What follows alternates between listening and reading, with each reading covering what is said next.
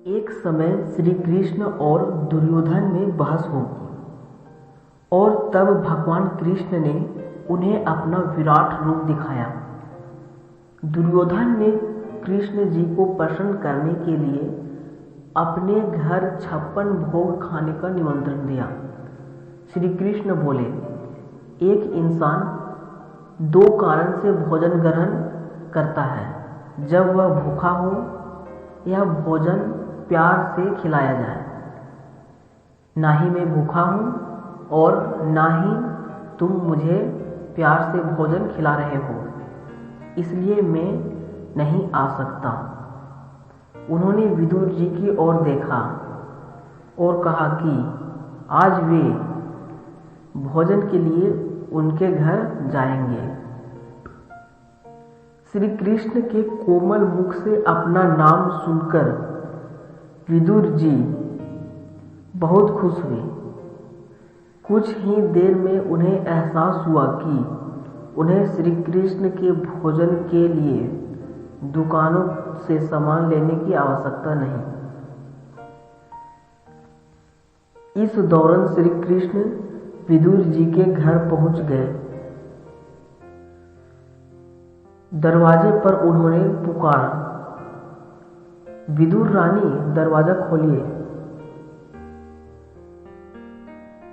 श्री कृष्ण की आवाज सुनकर विदुर जी की पत्नी, जो कि उस समय स्नान कर रही थी, दौड़ी दरवाजा खोलने चली आई। वे जल्द में वस्त्र पहनना भूल गई। दरअसल विदुर रानी श्री कृष्ण की बड़ी और पुरानी भक्त थी। वे हमेशा सोचा करती थी, अगर श्री कृष्ण जी उनके घर आएंगे तो वे उन्हें इस जगह पर बिठाएंगे, उन्हें माखन खिलाएंगे।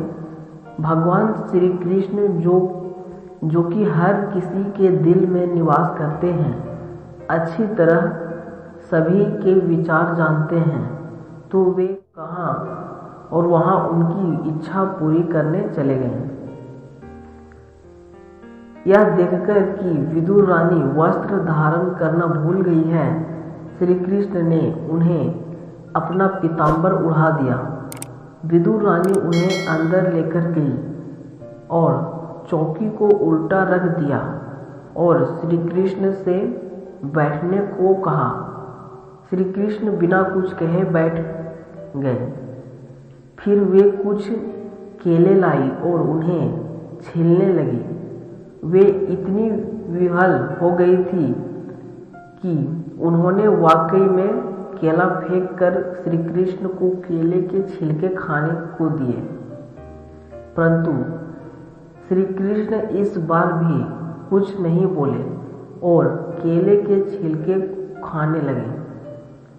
खाते खाते उनके नेत्रों से खुशी के आंसू बहने लगे। इतने में ही विदुर जी घर पहुंचे। वहां उन्होंने श्री कृष्ण को उल्टे चौकी पर बैठे केले के छिलके खाते और अपनी पत्नी को पीताम्बर ओढ़े देखा।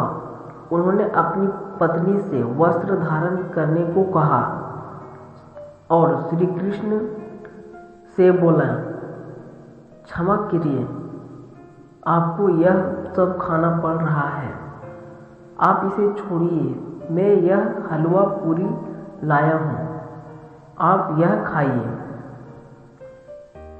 यह सुनकर श्री कृष्ण बोले, विदुर जी बुरा मत मानिए, पर विदुर रानी द्वारा दिया गया यह भोजन आपके लिए यानी आपके लाए इस भोजन से बहुत स्वादिष्ट है।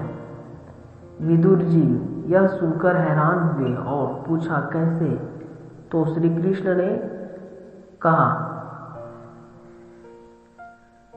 क्योंकि यह भोजन अत्यंत प्यार से प्रदान किया गया है।